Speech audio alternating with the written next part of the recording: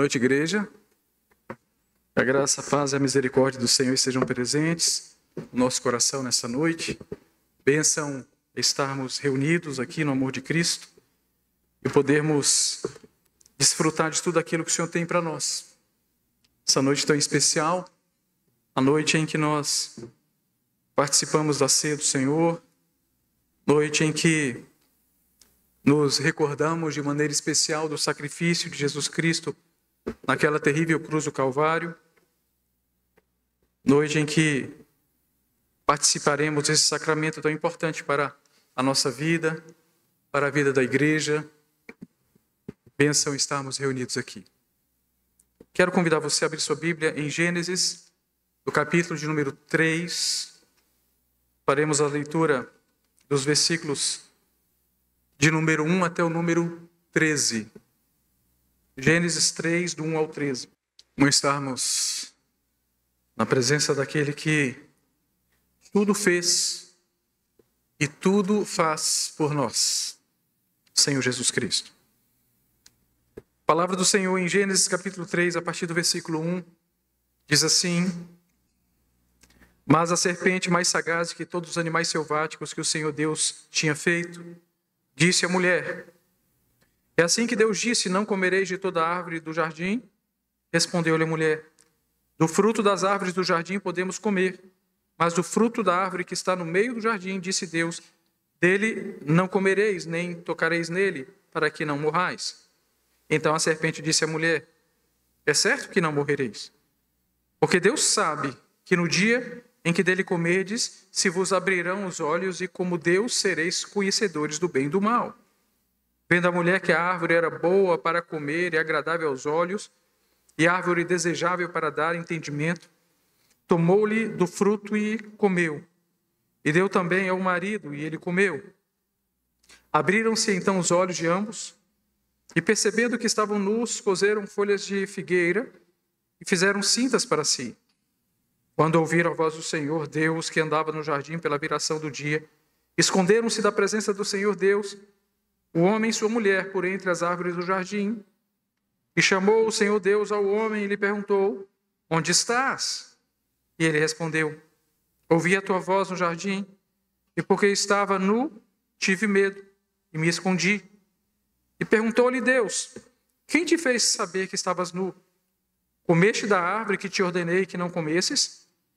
Então disse o homem: A mulher que me deste por esposa, ela me deu da árvore e eu comi. Disse o Senhor Deus à mulher: Que é isso que fizeste? E respondeu a mulher: A serpente me enganou e eu comi. Vamos orar, queridos. Senhor nosso Deus, aqui nós estamos em tua casa e na tua santa presença. Nós que somos teus filhos, nós que somos pecadores, nós que somos pequeninos, e nós que precisamos do teu agir, do teu fazer, do teu cuidar em nossas vidas, nós que precisamos do direcionar do Santo Espírito, nós te pedimos, Senhor, fala ao nosso coração. Quebranta-nos, oriente-nos, transforme-nos, mercê da tua palavra. Abra nossos ouvidos e nossos olhos espirituais para que possamos ouvir e ver bem e entender aquilo que diz a Sagrada Escritura. Fala a cada um de nós, Senhor. Coloca-nos em nosso coração um desejo ardente de aprender a tua palavra e faze-nos conforme a tua vontade. Assim que nós oramos essa noite, no nome e por amor de Jesus Cristo. Amém. Hoje nós daremos sequência a série de sermões, as 7 armadilhas espirituais em Gênesis 3. As 7 armadilhas espirituais em Gênesis 3. Hoje é o segundo sermão. No sermão passado aprendemos que em 2 Coríntios, no capítulo 2, no versículo 11, o apóstolo Paulo nos desperta como quem acende uma luz em meio à escuridão, a nos dizer que não devemos ser vencidos por Satanás, não devemos ignorar seus ardis, ou seja, seus projetos, suas armadilhas. Não devemos ignorar aquilo que ele faz. No entanto, a verdade é que muitos crentes caminham pela vida afora com os olhos fechados para as astúcias e para as sutilezas do inimigo. E acabam por tropeçar nas mesmas armadilhas de sempre, que desde os primórdios arrastaram os nossos primeiros pais, Adão e Eva, à queda, à desobediência e ao afastamento da presença do Senhor. É fato, as ciladas do maligno nem sempre surgem como tentações escancaradas, rasgadas, mas se vestem, não raras vezes, com vestes de bondade, envoltas de aparências de normalidade, como se fossem legítimas. E é assim que o engano se perpetua, sorrateiro, astuto, adocicado até, com promessas douradas que, todavia, escondem espinhos mortais. E sem perceber, muitos se veem presos ao mesmo enredo da queda, repetido ao longo dos séculos e dos séculos, enquanto a serpente observa friamente e pacientemente, renovando suas velhas estratégias com roupagens novas. É assim que Satanás faz. No sermão passado falamos sobre as duas primeiras armadilhas espirituais, a armadilha da comparação inapropriada e a armadilha da ofensa, e depois você vai poder assistir, você que não viu, no nosso canal do YouTube. Mas hoje abordaremos mais duas armadilhas. A armadilha espiritual da acusação e a armadilha espiritual do isolamento. Então vamos à primeira. Armadilha espiritual da acusação. Em Gênesis, no capítulo 3, versículos 12 e 13, somos levados ao momento em que o pecado entrou no mundo e junto com ele, a relutância humana em assumir a própria responsabilidade. Adão, quando foi confrontado por Deus, não confessou com sinceridade, preferindo transferir sua culpa, a culpa pela quebra do pacto de obras, a Eva, sua esposa. E ele então disse: a mulher que me deste por esposa, ela me deu da árvore e eu comi. Simples assim para Adão, querendo se desculpar do mal que havia feito. Eva, por sua vez, seguiu o mesmo caminho de seu marido e culpou a serpente por sua desobediência. A serpente me enganou e eu comi. Ou seja, ninguém comeu forçado, mas terceirizaram a culpa. Nossos primeiros pais caíram na armadilha da acusação. Eu queria chamar a atenção de vocês para essa ironia. A sagaz serpente, que já havia acusado Deus de ser mentiroso e de restringir Adão e Eva de ser tudo aquilo que eles poderiam ser, agora era usada como desculpa por Eva para o seu próprio pecado. Adão usou Eva como desculpa para o seu próprio pecado. Ambos usaram outrem para a desculpa pelo seu próprio pecado, a fim de não encararem a própria culpa e o próprio pecado. E ao invés de apresentarem diante do Senhor um arrependimento sincero e genuíno, eles apresentam o mesmo erro, caindo na velha tática da transferência da responsabilidade. A mesma estratégia maligna continua séculos a fim. Quem nunca ouviu alguém se justificar dos erros que comete culpando outros? Quem nunca foi vítima, talvez, disso, ou quem nunca cometeu algo assim? Queridos, a acusação é, muitas vezes, a forma mais insidiosa de esconder a própria queda, a própria culpa. Então, quem muito acusa é porque tem culpa no cartório. É porque está escondendo algo. Acuse-os daquilo que você faz. Essa estratégia é a estratégia que nasce com a serpente, que vem da serpente. É uma tática recorrente nas sombras da história da humanidade e se perpetua até os nossos dias, sendo repetida pelos piores partidos, pelos piores ensejos, pelos piores corações. É uma estratégia de defesa de um ego ferido, mas acusador. E é também uma arma espiritual forjada no próprio inferno. E por trás dessa prática está o pai da mentira, Satanás, o mestre da confusão. Em Apocalipse capítulo 2, versículo 10, a palavra o chama de o acusador dos nossos irmãos, o mesmo que os acusa de dia e de noite diante do nosso Deus. Satanás é o acusador por excelência, é o primeiro acusador. Mas a armadilha espiritual da acusação funciona de duas formas. Primeiro, fazendo o homem a vítima do acusador. E depois, assim como aconteceu com nossos primeiros pais, tornando o homem o próprio acusador segundo o papel de Satanás. É quando o homem se assemelha ao maligno.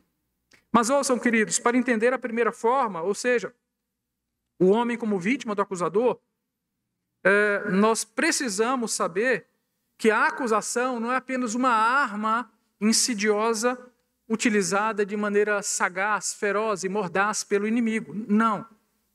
A acusação é parte essencial da identidade de Satanás. Satanás é o acusador.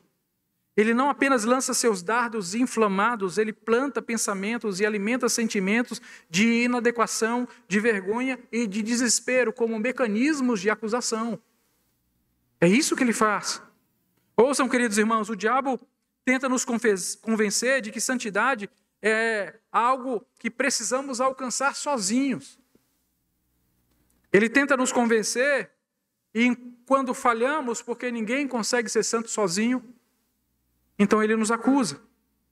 E ele vai dizer, viu como você não é digno? Porque um verdadeiro santo não faria isso que você faz. Um santo de verdade jamais faria isso que você está a fazer. Mas os santos de Deus, queridos irmãos, precisamos compreender, são pecadores. Pecadores, todavia, lavados e redimidos no sangue de Jesus. Não perfeitos e inabaláveis, não. Mas homens e mulheres que caem, sim, mas que correm para o trono da graça e não para a caverna da vergonha. Nós somos chamados ao trono da graça. Ouçam, irmãos, por trás da acusação está um propósito sombrio, medonho, terrível. O propósito é destruir a comunhão do crente com Deus, minar sua confiança na graça e bloquear o fluir da oração, paralisar a vida espiritual do servo de Deus. Por isso que Satanás acusa. E quando ele encontra êxito, a pessoa é paralisada. Portanto, ouçam bem, irmãos, há uma diferença essencial e libertadora entre a convicção do Espírito Santo e a acusação de Satanás. Uma coisa é quando nós somos levados pelo Espírito Santo à convicção. É como uma luz suave que revela com amor por nós o nosso erro. Mesmo quando erramos, essa luz brilha em nosso coração para nos chamar de volta à comunhão com o Pai. É diferente da acusação. Porque a acusação do diabo é uma sombra pesada que obscurece a graça e sussurra que não há mais retorno, que não há mais condição, que você está desqualificado, que você está fora. Satanás ataca a identidade e semeia a dúvida. Você é um fracasso. A sua fé é pífia. Você nunca vai mudar, não percebe isso? Você não merece o amor de Deus. Você acha que de fato Deus se importa com você? Já a operação do Espírito Santo é diferente porque aponta para ações concretas que precisam ser corrigidas e esse mesmo Espírito Santo te ajuda a corrigi-las. Porque nós sozinhos não conseguiríamos. É a ordem do Senhor, manda santificar o povo, porque eu o santificarei. Então, a participação do ser humano na busca pela santificação, mas há uma ação imediata do próprio Deus para que a santificação possa acontecer na vida e no coração do ser humano. Percebam que enquanto a convicção conduz ao arrependimento e à esperança, a convicção que vem do Espírito Santo, a acusação diabólica aprisiona e traz culpa e traz desespero. O Espírito Santo sempre aponta para a cruz. O acusador tenta apagar da nossa memória que a cruz existe. O Espírito Santo diz, volte para casa. E o inimigo diz, você não pertence mais à casa. O Espírito Santo mostra a porta aberta e o acusador grita que essa porta está trancada para sempre para você e que você nunca mais vai entrar. Então, queridos, a acusação é terrível. Essa armadilha se manifesta espiritualmente de forma devastadora na vida do cristão, que não compreende, que não conseguirá jamais caminhar sozinho, que precisa da ação inefável do Espírito Santo em sua vida. Quando aceitamos as acusações do inimigo como verdade, passamos a nos ver como irremediavelmente perdidos, sem solução, indignos do amor e da presença de Deus. Sentimos-nos tão envergonhados que já não conseguimos mais orar com liberdade, já não servimos mais com alegria, já não nos achegamos mais ao Senhor com ousadia, como deve um filho fazer na casa do pai. E mais ainda, essa armadilha compromete nossa vida comunitária. O acusador, quando opera, não apenas destrói a autocompreensão do crente acerca de si mesmo e acerca do ser de Deus, mas também contamina a sua visão em relação aos outros. Então, o cristão começa a enxergar os irmãos com desconfiança e julgá-los com peso e com a visão totalmente turva e sem motivos. E começa a se alimentar de críticas. A crítica passa a ser o seu alimento noite e dia, e isso não é da vontade do Senhor. Queridos, a voz do acusador, que antes falava sobre nós, agora fala por nós, espalhando veneno e divisão no corpo de Cristo. E nós precisamos colocar um fim nisso.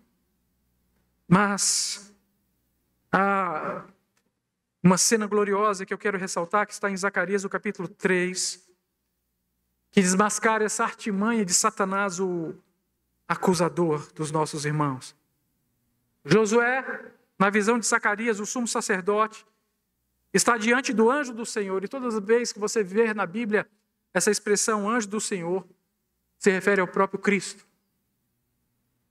Então o sacerdote Josué está diante do anjo do Senhor com roupas imundas, representando a sua pecaminosidade. Ele não tinha condições de estar ali na presença do Senhor. Ele era indigno, ele era impuro, embora fosse o sumo sacerdote. E por que nessa visão exatamente do sumo sacerdote? Para demonstrar a maior autoridade religiosa em Israel. Mas Josué estava com as vestes imundas da sua indignidade e do seu pecado.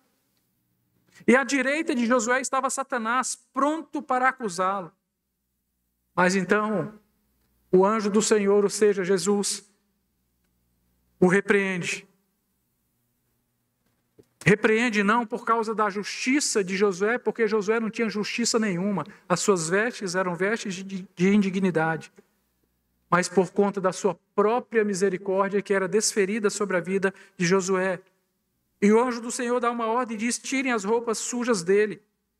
E a Josué diz o Senhor: eis que tenho feito que passe de ti a tua iniquidade e te vestirei de finos trajes. Percebe como é a ação do Senhor em nossa vida?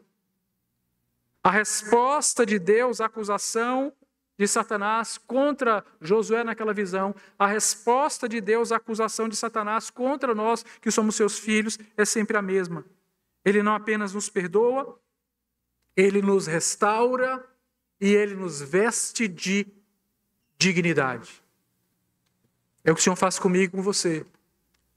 Ele diz: Satanás, eu vou retirar essas vestes da imundície, da sujeira, do pecado, da podridão, e vou vesti-lo com vestes de dignidade.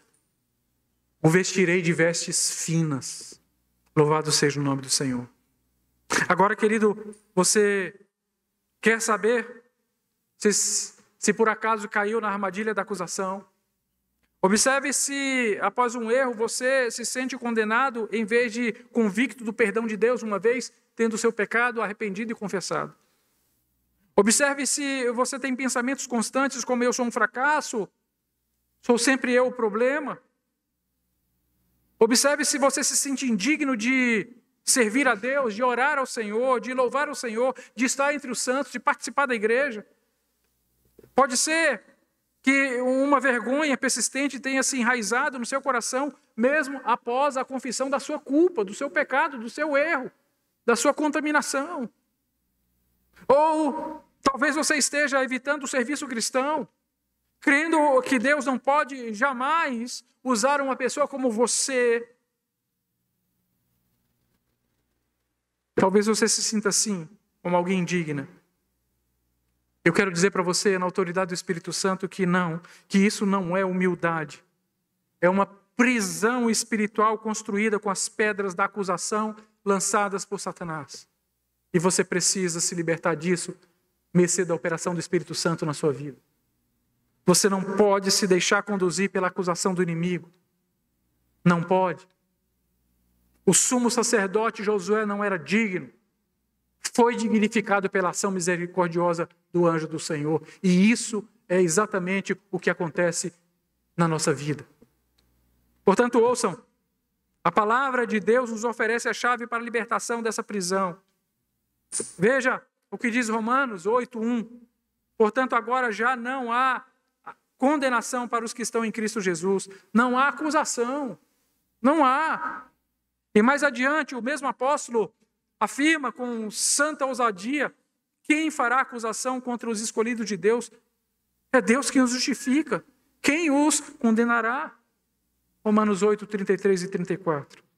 Quem pode condenar alguém que já foi justificado pelo sangue do Cordeiro? Quem? Quem jamais poderá lançar acusação? Ouçam, queridos irmãos. A resposta para a acusação deve ser sempre a cruz. O acusador foi vencido pelo sangue do Cordeiro, e sobre cada um de nós está o sangue de Jesus, num decreto eterno, dizendo justificado, perdoado e muito amado. Isso é bênção para a nossa vida. Nós não somos definidos pelas acusações do inimigo, mas pela graça de Deus, que nos veste com roupas finas, roupas de dignidade, roupas novas. O Deus que nos chama de filhos. Mas a armadilha espiritual da acusação é tão mordaz que funciona de uma segunda forma. A primeira é quando nós somos o objeto da acusação de Satanás. Mas a segunda forma é quando nós nos tornamos os acusadores ao lado de Satanás. Que foi exatamente o que acontecera com os nossos primeiros pais, Adão e Eva. Veja a sagacidade, veja a maldade. Percebam, essa armadilha espiritual é perigosa e sorrateira, porque pode se disfarçar de um zelo espiritual ou de uma consciência alheia. É quando a pessoa assume a consciência pelo outro. E eu vou explicar para você. Em primeiro, quando a acusação se disfarça de zelo espiritual.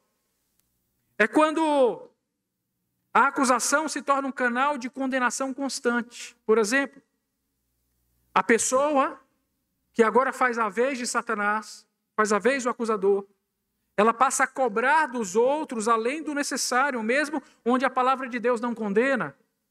Ela culpa as pessoas por pecados que não eram reais, mas eram meras fraquezas humanas, limitações, cansaço, decisões que em si mesmas não eram tão más.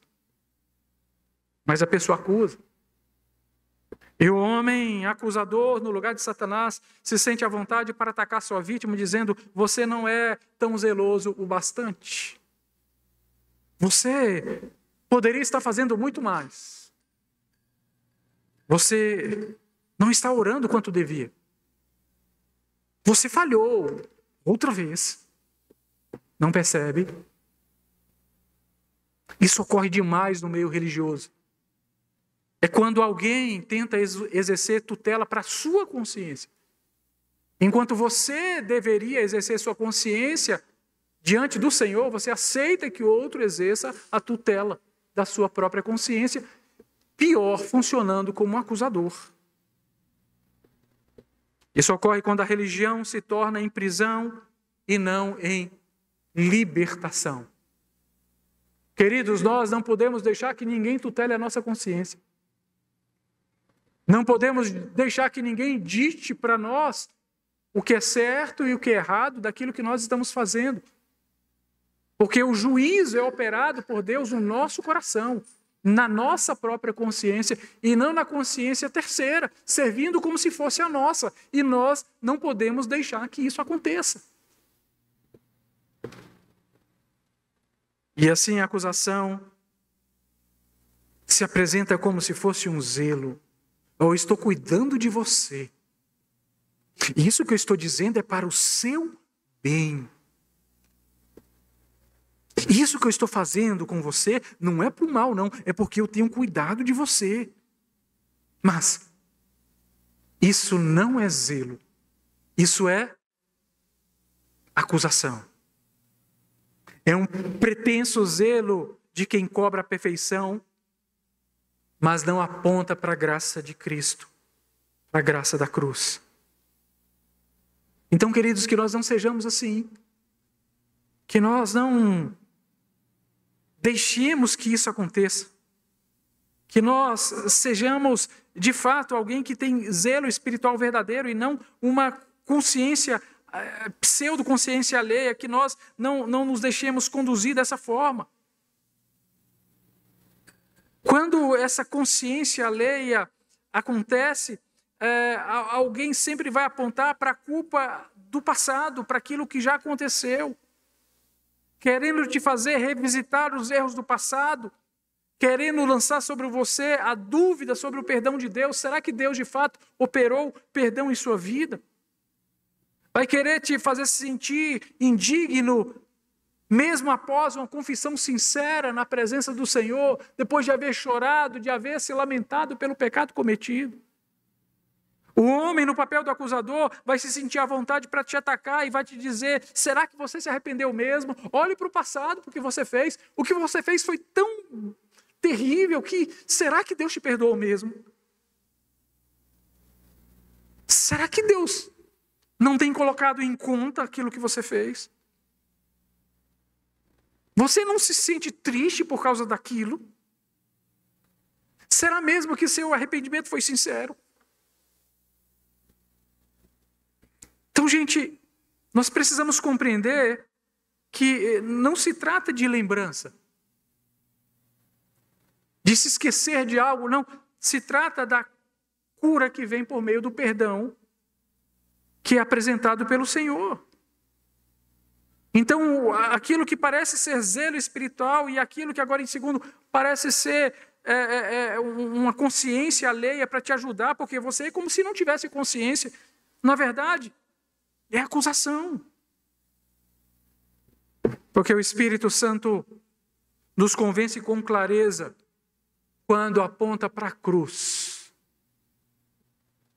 E o diabo semeia dúvida no nosso coração com muita veemência quando ele lança dúvidas. Será que você é mesmo filho fazendo o que você faz?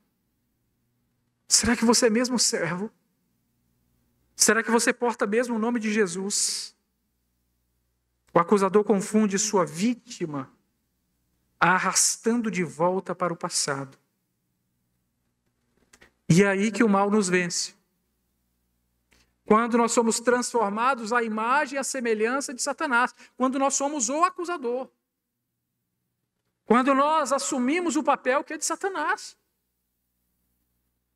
E queridos, quando nós olhamos para o outro, ainda que esteja enfrentando momentos difíceis por causa do pecado, da consequência do pecado, nós temos que ser semelhantes a Jesus Cristo, sendo graciosos e misericordiosos, e não acusadores. É isto que a palavra nos ensina. O mal nos vence quando nos transforma à sua imagem e à sua semelhança. É quando olham para nós e nos confundem com Satanás, ao invés de nos confundir com Jesus de Nazaré. Portanto, rejeite a mentira, rejeite a vergonha, rejeite o acusador, rejeite se tornar como o acusador. Ouça a voz do Espírito Santo que chama, que restaura, que transforma. E volte para casa. Porque o mesmo Deus que te deu ousadia, Ele continua te dar a ousadia para entrar na casa do Pai como filho, onde você tem plena liberdade. A quarta armadilha espiritual é a armadilha do isolamento. Perceba que, após pecarem, Adão e Eva se esconderam de Deus. Ouvi a tua voz no jardim e porque estava nu tive medo e me escondi, disse Adão no versículo 10. O pecado não era apenas algo que tinha rompido a comunhão com Deus, mas algo que lançou o ser humano na solidão. Envergonhados estavam os nossos primeiros pais e buscaram, portanto, se ocultar daquele que os criou, daquele que os amava e daquele que tinha prazer em diariamente os visitar no Jardim das Delícias. E o jardim, outrora espaçoso, um lugar propício para o encontro, agora se tornava um lugar de fuga, por causa do medo e da vergonha. Eles haviam caído na armadilha espiritual do isolamento. Queridos, essa armadilha espiritual, a armadilha espiritual do isolamento, causa o afastamento de Deus, das pessoas e da comunhão saudável com o corpo de Cristo. Mas o isolamento não acontece de uma hora para outra. Isolamento vai acontecendo paulatinamente, de maneira sorrateira. A pessoa vai perdendo o elan, a liga. Vai deixando que as coisas se esfriem. Sorrateiramente, o isolamento vai se instalando na vida, no coração da pessoa. Às vezes, usando como justificativas as mágoas, eu fui tão magoado, tão ferido. Às vezes por causa da vergonha, por conta de atos cometidos, de palavras que foram ditas, enfim, de procedimentos que poderiam ter sido evitados e não foram. Ou ainda, por um falso senso de autossuficiência. Eu percebi que eu não preciso mais da comunhão. Eu percebi que eu não preciso mais dos outros. Eu percebi que eu posso caminhar sozinho. Afinal de contas, eu nasci sozinho, eu posso viver sozinho. Eu vou morrer sozinho.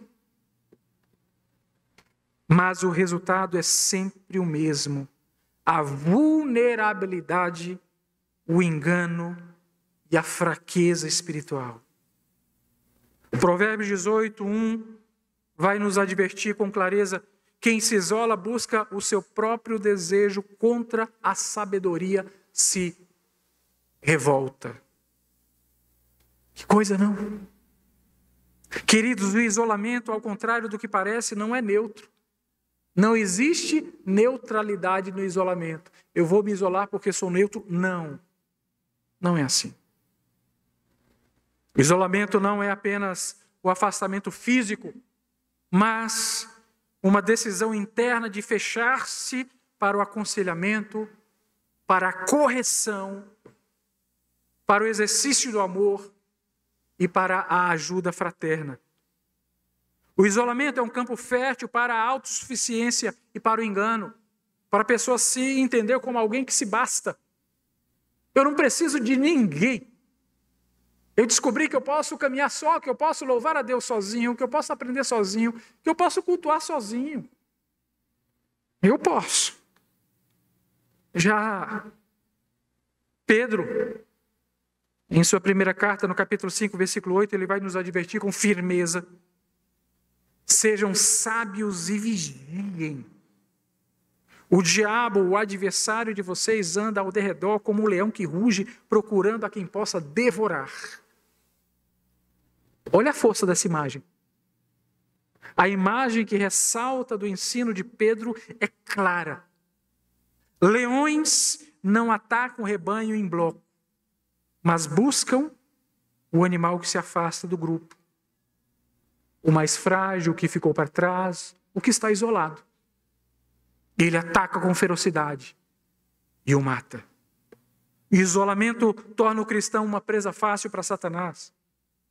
Sem o encorajamento dos irmãos, sem a prestação de contas, sim, porque nós precisamos prestar contas uns para os outros.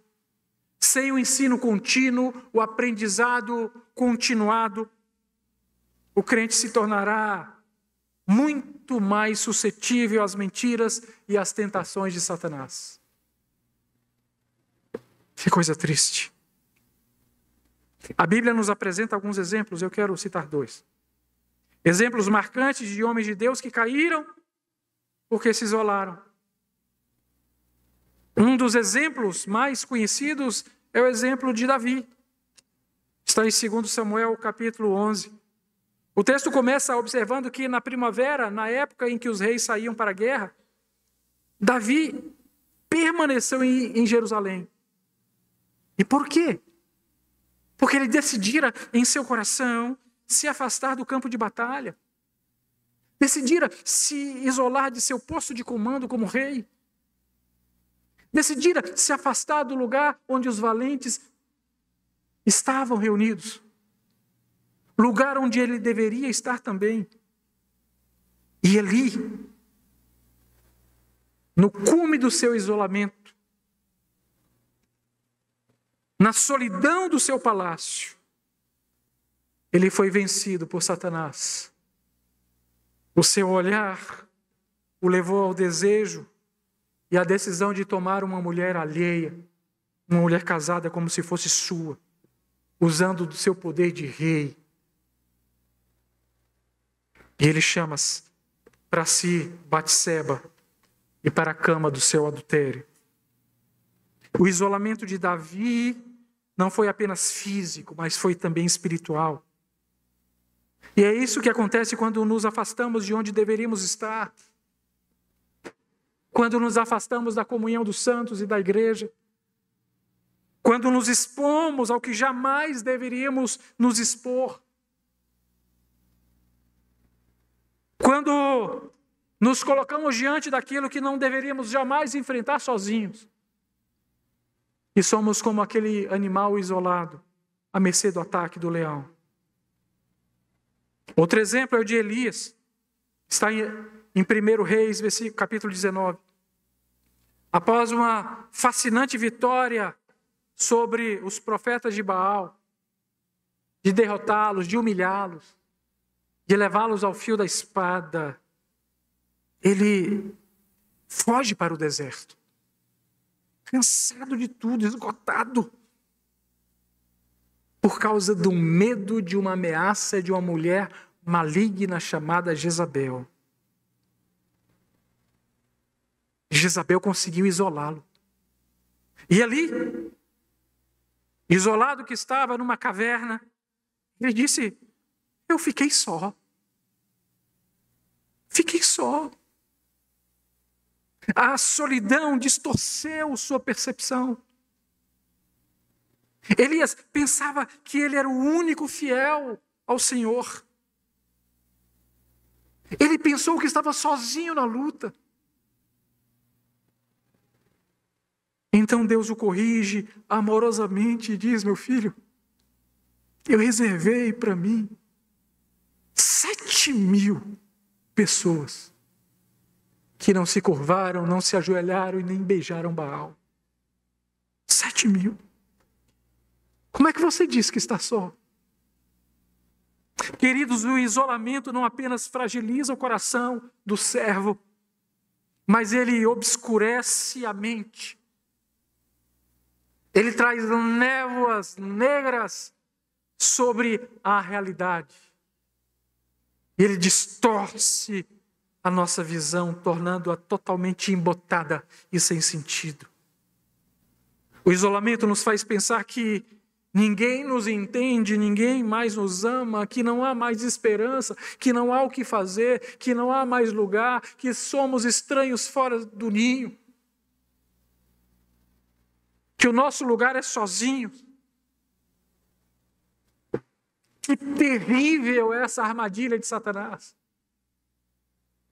É este o lugar onde o Senhor ordena a sua bênção. É isso que diz a palavra, é na comunhão dos santos. Por mais que nós sejamos pecadores, porque nós somos sim uma comunidade de pecadores, mas é neste lugar que o Senhor opera. E nós não podemos abrir mão deste lugar.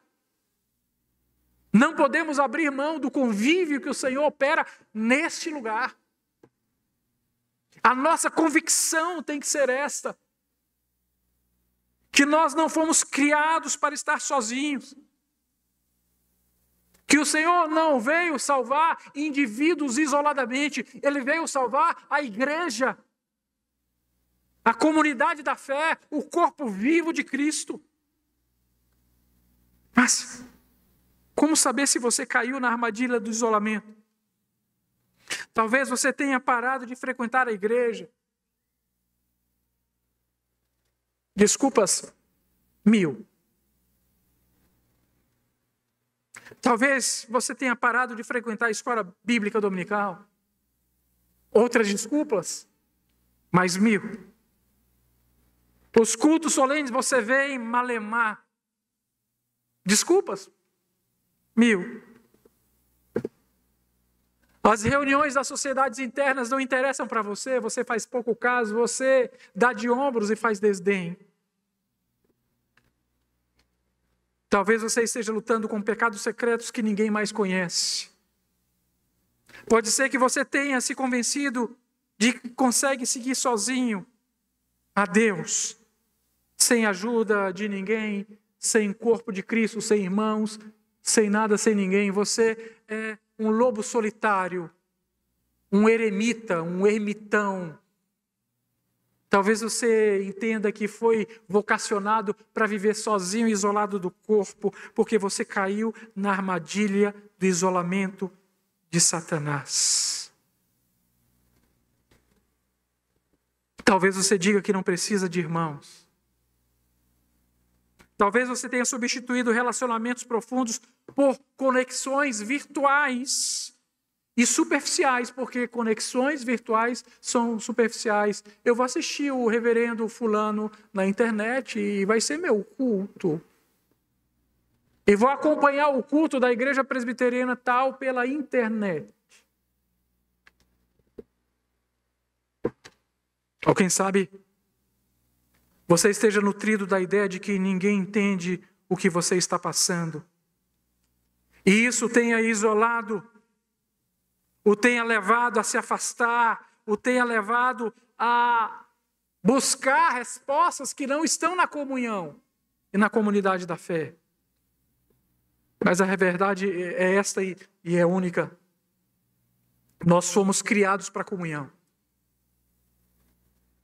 Criados para a comunhão. A vivência na comunidade dos fiéis, ainda que de vício, tantas vezes, porque muitas vezes se torna difícil, ela é terapêutica.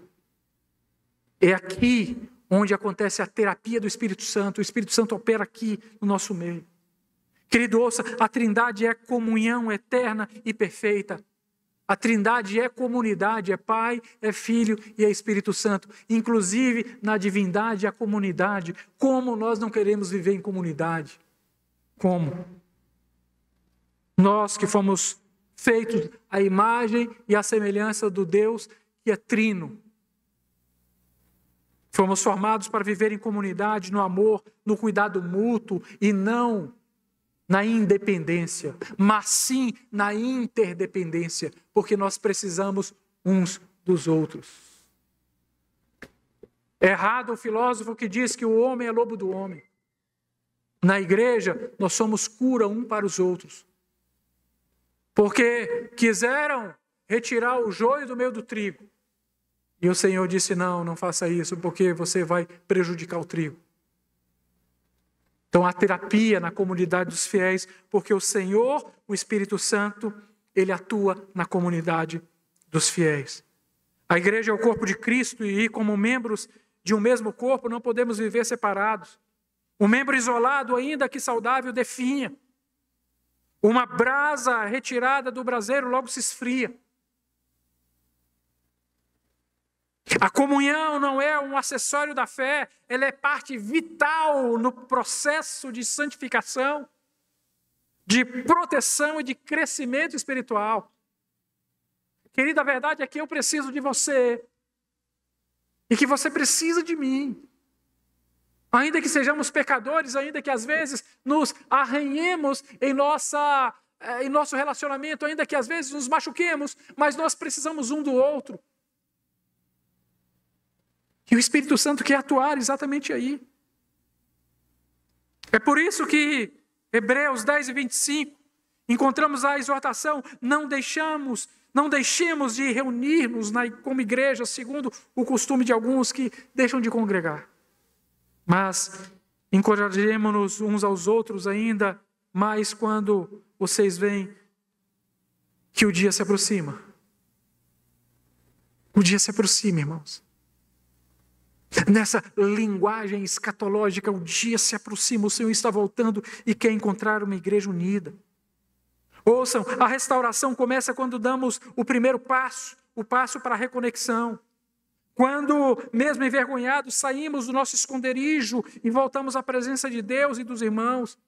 Quando entendemos que não fomos chamados para peregrinar sozinhos, mas para andar juntos, carregando os nossos fardos juntos, uns os outros, e sermos um corpo vivo de Cristo.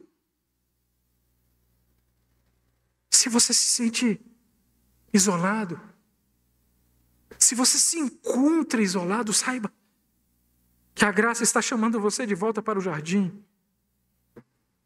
E que a voz do Senhor continue ecoando. Onde estás?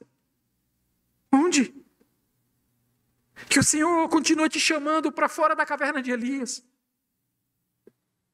Como um grito, não um grito de julgamento, mas como um chamado de amor. Ele sabe onde você está, mas quer que você saiba que a porta da comunhão ainda está aberta e o banquete ainda está posto. Ou você prefere ficar isolado, porta fora da casa do banquete, com o filho mais velho? Volte, reconecte-se, reintegre-se ao corpo.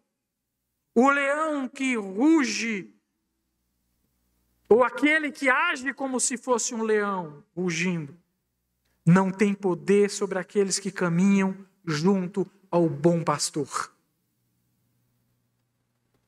Porque o cajado e a vara do Senhor nos consolam e nos protegem.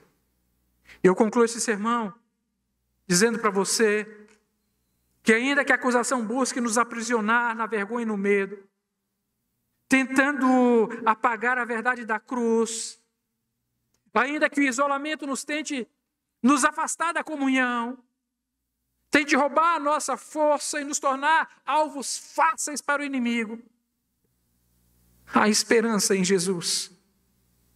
Porque Deus removeu toda a acusação e proveu o sangue do Cordeiro para nos libertar de todo o poder do pecado.